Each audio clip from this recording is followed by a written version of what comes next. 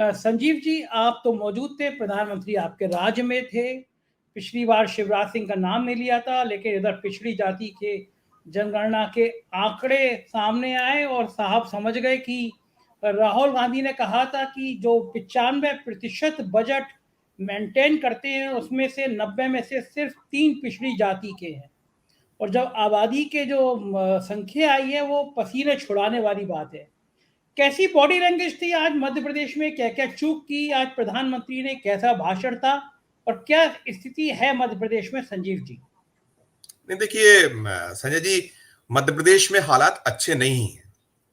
सबको पता है, जो सर्वे आ रहे हैं, लगातार सर्वे हैं और इनके अपने इंटरनल सर्वे हैं। घबराहट, बेचैनी सब कुछ दिखलाती है, दर्शाती है। जो 7 बड़े दिग्गजों को उतारकर, जो 7 सांसदों को जो उतारा, ऐसे दांव और भी स्टेट्स में खेले थे बीजेपी ने। दांव सफल नहीं हो पाए, ज्यादातर जगहों पर वो फेल रहे। अजय मानती है बीजेपी अपने आप को या प्रधानमंत्री, लेकिन बहुत सारे राज्यों में उन्हीं की अगुवाई में बीजेपी या उनसे जुड़े जो उनके सहयोगी दल हारे हैं।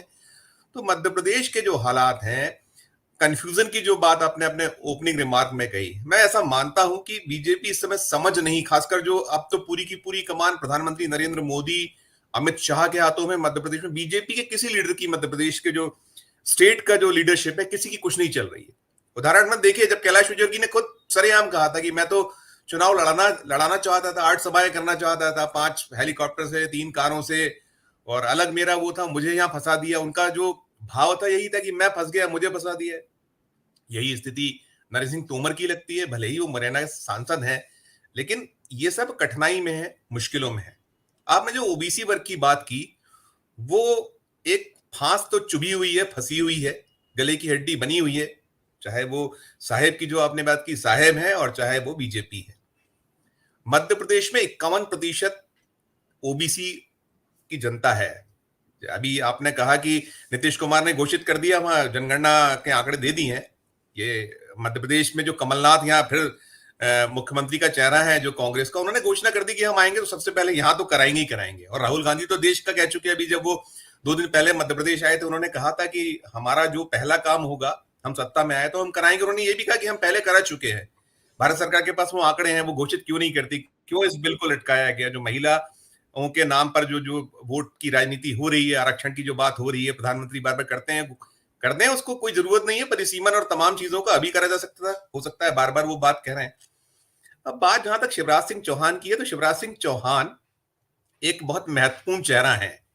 मैं याद दिलाना चाहूंगा, थोड़ा नेपथ्य में जाऊंगा आपकी अनुमति से। जब 2013 में नरेंद्र मोदी को प्रोजेक्ट किया गया था, प्रधानमंत्री की तरफ प्रोजेक्ट करने की बात चली थी, तो इसी मध्य प्रदेश की धरा से ग्वालियर में जब बीजेपी की कार्य समिति हुई थी, जब उस जमाने में लालकृष्ण आडवाणी बहुत ही सर्वे सर्वा होते थे, उनकी एक अलग धमक थी, धाक थी, उनकी अपनी एक बात थी। जब नरेंद्र मोदी, खासकर जो जिक्र निकला था कि गुजरात मॉडल की बात हुई, तो उन्होंने तारीफ की थी मध्य प्रदेश के शिवराज सिंह चौहान जो मुख्यमंत्री हैं उनकी, और मध्य प्रदेश को उनके द्वारा जो प्रयास किए गए थे उसकी बात हुई थी। 5 में मध्य प्रदेश का मुख्यमंत्री शिवराज सिंह चौहान को अचानक बनाया गया था, और 5 के बाद उन्होंने 8 जीता। जब 2003 में मध्य प्रदेश में सरकार बनी थी, उमा भारती की अगुवाई में 173 सीटें लाए थे। 230 में से उमा भारती ने, एक इतना बड़ा आंकड़ा कभी नहीं मिला था। 2008 में थोड़ा सा कम हुआ था, लेकिन फिर 13 में फिर 165 तक ले गए थे शिवराज सिंह चौहान, इन्हीं की अगुवाई में हुआ था। 18 में प्रयास हुए, तो लालकृष्ण आडवाणी जी ने जिक्र किया था, उनको प्रधानमंत्री पद के योग्य बताया था। तो साहब वो भूल नहीं पाते हैं, भूल ही नहीं सकते कि वो एक कोई शख्स था जो उनकी बराबरी से खड़ा था। उसके बाद से लगातार शिवराज को कमजोर करने का प्रयास हुआ, लेकिन शिवराज एक ऐसे लीडर हैं, उनमें तमाम खामियां, खराबियां जो भी मानते हैं उनमें हैं कुछ। जो उनके राज में नौकरशाही निरंकुश रही, तमाम भ्रष्टाचार हुए, व्यापम जैसा घोटाला हुआ जिसमें उनकी खुद की पत्नी का भी नाम आया, जिसको लेकर बड़े शिवराज ने तमाम सफाइयां दी, और बहुत सारा उछला वो मामला, और अंततः उनको क्लीन चिट मिल गई, उस मामले से हो गया। निर्दोष लोग आज बहुत सारे जेल में हैं। शिवराज सिंह चौहान जब 2018 में भी प्रयास हुआ था, 109 पर ले आए थे वो, इतना सब कुछ, लेकिन आज भयंकर एंटी इनकम्बेंसी है। और एंटी इनकम्बेंसी अकेले मध्य प्रदेश सरकार या शिवराज के खिलाफ नहीं, ऐसा हम नहीं मानते। हम जब फील्ड में जाते हैं, देखते हैं, तो नजर आता है मोदी के खिलाफ भारी लोगों में कहीं ना कहीं जो उनके दावे थे, उनके वादे थे, इतनी नौकरियां, ये तमाम जो कुछ महंगाई या चरम पर है। अब लोग बात मंदिर मस्जिद की करना नहीं चाहते, वो जाति और उसमें बहुत सारे, हम जब यूथ से बात करते हैं कहते हैं हमें तो साहब अब रोजगार चाहिए, हमें नहीं चाहिए, हमें मंदिर और मस्जिद नहीं चाहिए, इतना विभक्तिकरण। लेकिन अब उनका कोई दांव चल नहीं रहा है, और उन सब दावों के बीच में जो कुछ वो यहाँ कर रहे थे, आपने अपने ओपनिंग रिमार्क में एक और बहुत मुद्दे की बात कही कि शायद अपने पाले में गोल तो नहीं मार रहे हैं, फाउल तो नहीं कर रहे हैं। हम ये देख रहे हैं संजय जी कि अब तक कांग्रेस फाउल किया करती थी। इस पूरे जो इस 2023 का जो रण सजा है मध्य प्रदेश में और 5 राज्यों में, तमाम प्रयास बीजेपी की ओर से हो रहे हैं, तमाम कोशिशें हो रही हैं, लेकिन अभी तक कोई भी फाउल हमें कांग्रेस के, चाहे वो सेंट्रल लीडरशिप हो, केंद्र के नेता हो या अन्य सूबों के, और मैं तो मध्य प्रदेश की बहुत खास बात करूंगा, दिग्विजय सिंह अक्सर कुछ ना कुछ फाउल कर जाया करते थे, लेकिन बहुत खरामा खरामा चल रहे हैं, कोशिशें हो रही हैं, जो उनका लक्ष्य उसकी ओर वो बढ़ रहे हैं। जो यहाँ ओबीसी वर्ग की बात है, शिवराज एक चेहरा तो है। हम 2018 की जो मैं बात कर रहा था, जब कमलनाथ की अगुवाई में मध्य प्रदेश में सरकार बन गई थी, 114 ही थे, 7 अन्य की मदद से उन्होंने 121 पे बनाई थी।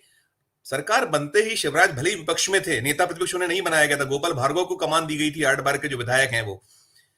शिवराज चुपचाप अपने उठे थे और निकलने लगे थे, नापने लगे थे। मध्य प्रदेश में 1.5 साल पूरा मध्य प्रदेश नापा था, और शायद इसी को देखकर अंततः जब की मदद से जो सरकार बनाने का अवसर आया तो उन्हीं का नाम सबसे पहले आया। तो वो ऐसे लीडर हैं, मध्य प्रदेश में बहुत सारे चेहरे हैं, जो कोई भी नेता हो सकता है, मुख्यमंत्री हो सकता है, लेकिन परिश्रम की, पराकाष्ठा की जो बात आती है बार बार, तो उसमें शिवराज बहुत फिट और ऐसे नेता हैं कि जिनका एक तो कनेक्टिविटी है, चाहे वो बहनों की बात हो, भांजे भांजी की बात हो।